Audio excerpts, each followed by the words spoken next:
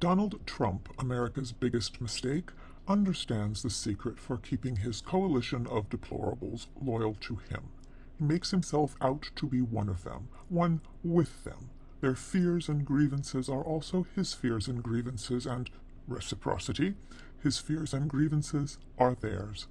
Does the white mob Trump gathers to him believe that Jews and blacks and Hispanics and women who have agency over their own bodies are out to take their jobs and guns and demographic glory and wreck their way of life? Then by gum they are out to wreck Donald Trump's way of life too.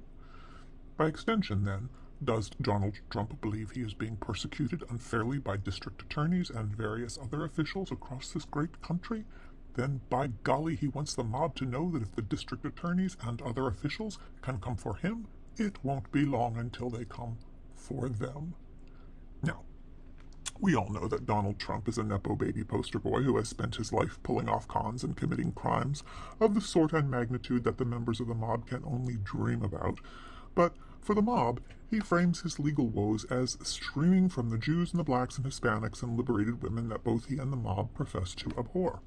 Now, Donald Trump shits in a golden toilet, and he would happily shit on any member or members of the mob if it served his purpose, but casting himself as the working man's billionaire better serves his purposes, and for heaven only knows what reason, the mob eats it up out of his hand.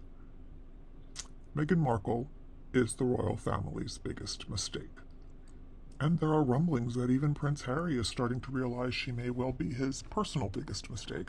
But she continues to frame herself as the proud, empowered black woman who has to do battle against the forces that would hold her down, silence her, persecute her as they would persecute you if she didn't speak out and stand in their way. She's just like you, sugar.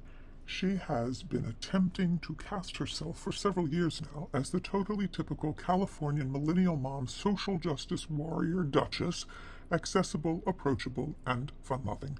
But, like Trump, truth be told, she could give a shit in any one of her 14 bathrooms about any of her fans. Like Trump's fans, hers are but props for her own self-image. She wouldn't sit down for an oat milk latte with any of them unless they could offer her something in return. An award. Some merch. $100 million. Thing is, she's not as good at the charade as Donald Trump is. I mean, sure, the majority of Americans are on to Trump, but his small, dangerous slice of mob stays fiercely loyal. Why are Meghan's poll numbers dropping? Why is her small slice of sugars abandoning her? Why do people see through her so easily? Why isn't she able to pull off the con? Well, both Trump and Markle cast themselves as victims of the press, of the haters, of the established institutions they would like to damage or even completely destroy, but you can't be both a warrior and a victim at the same time. Trump and his minions champion no cause but their own power, and retribution for that power being stripped from them. Their whole cause is their perceived victimhood. On the other side of the aisle, we have things to fight for. Reasonable gun laws, a woman's right to bodily autonomy, climate justice, to name but a few. We have work to do. We've got no time for victimhood. Here at the Authentic, we know that whining on the battlefield just cheapens the whole effort and distracts from important goals. Let the right whine. Here on the left, we're focused on winning.